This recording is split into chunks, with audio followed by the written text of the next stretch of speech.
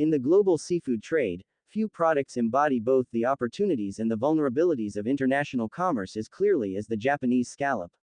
At first glance, scallops might seem like an unlikely protagonist in a geopolitical and economic drama. Welcome viewers to my channel. Please subscribe, like my video and turn on notifications so you don't miss our next update. To the casual observer, they are simply a delicacy, a tender, sweet shellfish enjoyed seared with butter in high-end restaurants or served raw as sashimi in sushi bars across the world. Yet beneath their culinary allure lies an intricate web of economic dependence, trade policies, environmental pressures, and international diplomacy. That web has recently been tested to its breaking point. At the center of the storm stands the Japan External Trade Organization, JETRO, a government-backed agency tasked with supporting Japanese companies overseas and strengthening the nation's trade ties. In recent years, JETRO has been forced into a scramble, one that highlights both the fragility of global supply chains and the deep entanglement of food with politics. Their challenge? To rebuild a reliable export route for Japanese scallops after a series of sudden disruptions. The chosen solution, processing scallops in Mexico before exporting them to the United States, was bold, even innovative. But as with many plans that depend on the goodwill of multiple nations, the strategy soon found itself colliding with political headwinds. The backdrop to this crisis stretches back decades. Japan has long been one of the world's top producers of scallops, with cold northern waters off Hokkaido and other coastal prefectures providing ideal conditions for the prized shellfish. Scallops are more than a luxury product. They are a cornerstone of local economies in fishing communities, a symbol of regional culinary identity, and a major contributor to Japan's seafood export revenues. By 2022, scallops had become Japan's single most valuable seafood export, generating billions of yen each year. For years, the system that supported this success relied on a peculiar but efficient arrangement. Japanese scallops were harvested domestically but shipped to China for processing. Chinese factories, with their vast labor force and advanced seafood processing infrastructure, handled the labor-intensive tasks of shucking, cleaning, freezing, and packaging the scallops. From there, the processed scallops were exported to major markets, particularly the United States. This triangular trade system gave Japanese fishermen access to global consumers, while allowing China to profit from its processing capacity. It was a win-win, until it wasn't. In August 2023, the fragile balance collapsed. Beijing imposed a sweeping ban on all Japanese seafood imports after Tokyo began releasing treated wastewater from the crippled Fukushima Daiichi nuclear power plant into the Pacific Ocean. Although international scientific bodies and the International Atomic Energy Agency (IAEA) affirmed that the discharge posed no meaningful threat to marine ecosystems or human health, the political and emotional resonance of the Fukushima disaster, already etched deeply into the global consciousness, made the move inevitable. For China, the ban was both a public health gesture and a political statement. For Japan's scallop industry, it was a devastating blow. The numbers tell the story starkly. In 2023, Japan's scallop exports plummeted 24% from the previous year, dropping to 68.9 billion yen. Factories in Hokkaido and Miyagi prefectures saw orders dry up. U.S. importers, who had relied on the steady flow of scallops via China, found themselves scrambling to secure supplies. Small fishing towns that had already been battered by aging populations and declining catches suddenly faced the loss of their most important revenue stream.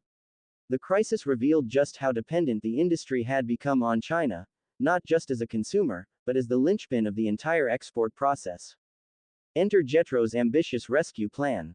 If China was no longer an option, why not turn to another country with processing capacity and geographical proximity to the United States?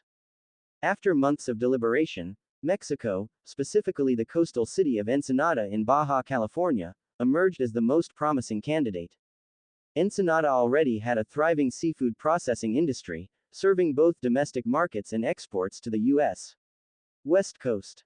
Its location just south of California gave it a logistical advantage, reducing shipping times and costs compared to Asia. In March 2024, representatives from 14 Japanese companies, including leading scallop producers, traveled to Ensenada to explore partnerships. The vision was clear. Scallops would be harvested in Japan, shipped to Mexico for processing, and then exported directly to the U.S. This new supply chain, JETRO argued, could restore stability and even create new opportunities. But international trade rarely follows neat plans. By early 2025, the project found itself mired in uncertainty once again. The political landscape in the United States had shifted with the return of President Donald Trump to the White House. True to his campaign rhetoric, Trump wasted no time in reasserting his hardline stance on Mexico, linking immigration issues to trade. High tariffs on Mexican imports were swiftly imposed, creating a ripple effect across industries far beyond the border. For Japanese scallops, this meant a painful squeeze.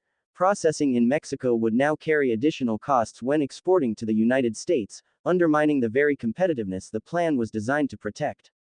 As if trade politics were not enough, environmental challenges have begun to cast an even darker shadow. Rising ocean temperatures, a byproduct of global climate change, have already begun to disrupt scallop populations. Poor catches in recent years have made supply less predictable, adding yet another layer of instability to an industry already shaken by diplomatic and trade tensions. Fishermen in Hokkaido report smaller harvests and increased uncertainty, leaving them caught between forces entirely outside their control. Then, in June 2025, yet another twist arrived. China announced that it would lift its ban on Japanese fishery imports, including scallops. The news was greeted with cautious relief in Japan. After nearly 2 years of exclusion, access to the world's largest seafood market was restored. But beneath the relief lay deep unease. Many in the industry recognized that relying too heavily on China once again could leave them vulnerable to future political disputes. What happens if relations between Tokyo and Beijing sour again? What if another trade ban is imposed? The scars of 2023 are still fresh, and the question of diversification remains unanswered. Thus, Jetro and the scallop industry find themselves in a delicate balancing act, caught between the allure of regaining access to China, the uncertainty of the Mexican processing experiment, and the looming threats of climate and geopolitical instability. The humble scallop has become a symbol of a broader truth. In today's interconnected world, even the fate of a single seafood species can reflect the shifting tides of global politics, economics, and the environment. This is not just a story about trade policy. It is a story about resilience and vulnerability, about the pressures on traditional industries in a rapidly changing world, and about the way food, so often taken for granted, can become entangled in the highest levels of international power. Over the course of the following sections, we will trace the rise, collapse, and uncertain future of Japan's scallop trade, exploring how a single shellfish has come to embody the complexities of globalization. The Fukushima Daiichi nuclear disaster of 2011 still looms like a shadow over Japan's environmental and political landscape. More than a decade later, its aftershocks continued to shape public perception, international relations, and even seafood markets. When the earthquake and tsunami struck Japan's northeastern coast in March of that year, the devastation was immediate and staggering. Entire towns swept away, thousands of lives lost, and infrastructure crippled. Yet the world remembers Fukushima most vividly for what came after: the meltdown at the nuclear power plant, where cooling systems failed, reactors overheated, and radiation leaks forced mass evacuations.